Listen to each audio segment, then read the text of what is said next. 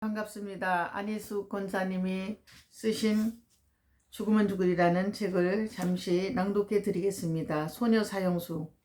화춘이는 16세의 살인범 소녀였다. 그러나 그가 경찰 유치장에서 이 감옥으로 넘어와 우리 감방으로 들어왔을 때 우리들은 이 소녀가 남편을 죽인 사형수라는 것을 믿을 수가 없었다. 매끈한 피부와 윤기가 흐르는 까만 아름다운 머리칼은 아직도 그가 성인을 향해 자라고 있다는 것을 증명하고 있는 것이었다.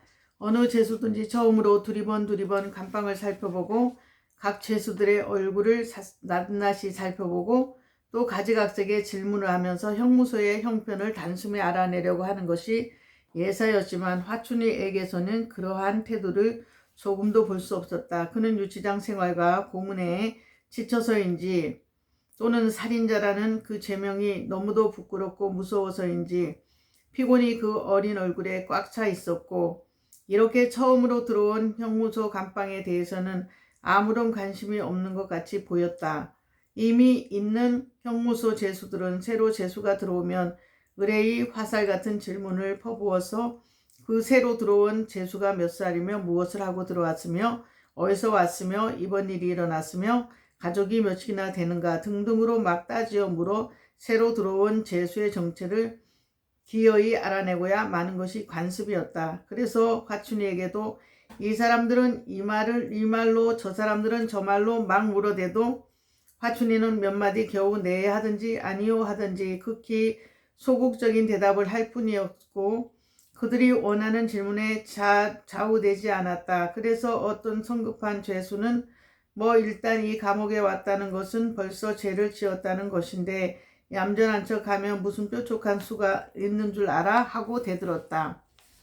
남이야 아무랬든 왜 야단이에요? 놓아두어요? 하고 동정을 하는 이가 있는가 하면 그렇게 그래 저런 새파랗게 어린 것이 무엇을 했을까봐 일본 놈들이 공연히 얌전한 새 아씨를 잡아왔겠지 뭐 하며 비꼬는 이도 있었다. 그렇게 얄미워서 웅성대는 판에도 화춘이는 무관심했다. 나는 조용히 앉아있는 화춘이를 유심히 지켜보았다. 오랫동안 햇빛을 보지 못한 화춘이의 젊은 얼굴은 마치 저녁 노을에 반사되어 파인 담장 위의 밭꽃같이 야드르한 게 가련하게 보였으며 오른쪽 눈 위에는 제법 보기 흉한 큰 흠집이 있어서 꽃같은 예쁜 얼굴을 적지 않게 험상한 인상으로 만들어 놓았다. 이리 묻고 저리 물어도 별로 신통한 답변을 받지 못한 죄수들은 하나씩 둘씩 배고픈 이야기에 말이 옮겨지고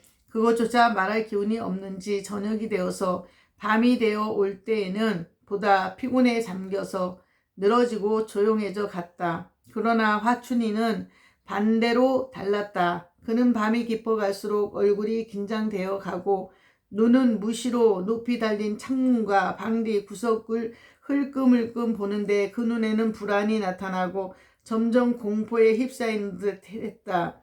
아직 자지 못하고 있는 죄수 중엔 화춘이 달라지는 모양을 보고서 이때까지 얻지 못한 그들의 호기심을 기어이 채워보려고 또 질문을 시작했다. 대체 무엇하고 들어왔느냐 하는 것이 제일 궁금해하는 것이다. 화춘이는 마지못해 하는 수 없이 저는 아주 못되고 죽이려니 하여 하고 한꺼번에 그의 정체를 말해버린 듯한 대답을 하고는 더 말하지 않으려고 했다. 그보다도 그의 눈은 높은 천정과 벽 위에 둘 높이 있는 뒷장문과 구석구석 어두운 데만 가고 그 눈에는 무서움이 뚜렷해지고 그것 때문에 죄수들의 말소리나 질문이 귀에 들어오지 않는 것 같았다. 겁먹은 얼굴과 큰 흠집의 눈이 이 희미한 등불 아래서 참으로 그가 말한 아주 못된 년이라는 말을 붙여서 그를 볼 때 내 마음 더욱 복잡해졌다. 얄미워하는 죄수들이 떠밀듯이 변소 옆으로 그를 보냈을 때 그는 변소 때문에 싫어하는 것보다 그 자리는 구석이었고 창밑이기 때문에 싫어했던 것 같았다. 그래서 그는 하는 수 없이 변소 옆에 쫓겨나서 마루에 누울 수밖에 없었다. 그와 같은 그의 모양을 나는 유달리 주위에 보았다. 수인들이 다 자리에 누운 후에 나는 슬그머니 몸을 일으켜서 변소 맨 끝에 누운 화춘이를 보았다. 억지로 심하게 꽉 감은 두 눈끝에는 주름이 잡혔고 바른편 흠집이 있는 눈은 그 흠집 때문에 감아지지 않아서 3분의 2는 떠진 채였다. 얼마 있다가 보니 그는 억지로 꼭 눈을 감고 얼굴에는 불안과 공포에 쌓인 채로 잠들어 보이려고 애를 쓰는 기색이 보였다. 순에 감시하는 간수의 발자국 소리가 점점 내 감방에 가까이 올 때 그는 놀라며 엄마 하고 벌떡 일어나더니 와들와들 떨었다. 이 소리에 잠이 들려고 하던 잠이 들었던 죄수들이 짜증을 내며 얼굴을 찌푸리고 어떤 이는 혀를 쩍쩍하고 어떤 이는 중얼거리고 또 어떤 이는 욕설을 퍼부었다. 놀란 화춘이는 일어나서 공포에 떨며 눈을 감고 고개를 숙였다간 또 자리에 누웠다. 나는 지금도 기침을 몹시 했다. 더욱이 자려고 할 때와 자고 깨어나서는 무섭고 강한 기침이 온 감방을 울리도록 하고 나서야 자기도 했고 깨기도 했다. 나는 잠을 자려고 하지 않았는데도 벼랑간 강한 기침이 나왔다. 그 소리에 화춘이는 악 하고 소리를 치며 다시 일어나서 몸이 부들부들 흔들리도록 치를 떨며 구석구석을 바라보며 눈을 둥글에 흐느껴 왔다. 또 감방에는 소동이 났다. 성격이 급한 재수는 주먹으로 화춘이의 옆구리와 가슴을 쥐어박으면서 시끄럽다고 못살게 울었다. 웅성대고 떠들썩거리는 소리에 간수가 와서 소리지며 또 야단을 했다. 나는 벌떡 일어나서 맨 끝자리인 화춘이의 옆에 가서 누웠다. 나는 화춘이의 몸을 꼭 붙들어 안았지만 그의 몸은 추워서 떠는 것이 아니라 공포에 떨고 있었다. 나는 조용한 말로 화춘아 참 춥지? 하니 그제야 추운 것은 아무래도 좋아요. 무서워서 그래요. 저는 무서워 죽겠어요.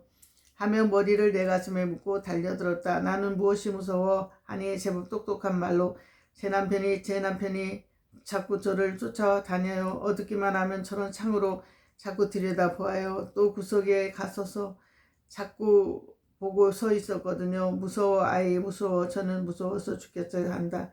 그제서야 나는 너 무섭지 정말 무섭지 하고 말하니 네네 정말 무서워요. 화춘이는 나와 같이 기도할까? 내가 기도하면 하나님이 도와주신단다. 하나님이 도와주신다면 굉장할 거야. 내가 하나님께 기도하면 귀신들이 꼼짝 못하고 다 도망가는 거야. 왜냐하면 하나님은 이 세상에서 제일 높으시고 제일 힘이 많으시고 또 제일 사랑이 많으신 이가 되어서 하나님이 믿는 사람들의 그 아들이신 하나님의 이름으로 기도하면 아무 것이라도 그 앞에서는 꼼짝을 못해. 어째 나와 같이 기도할래 한즉 그는 네네 어떻게 하는 건가요? 해주세요 하며 애도를 했다. 오늘은 여기까지만 읽겠습니다. 2부 순서를 읽어드렸습니다. 감사드립니다. 행복한 시간 되세요.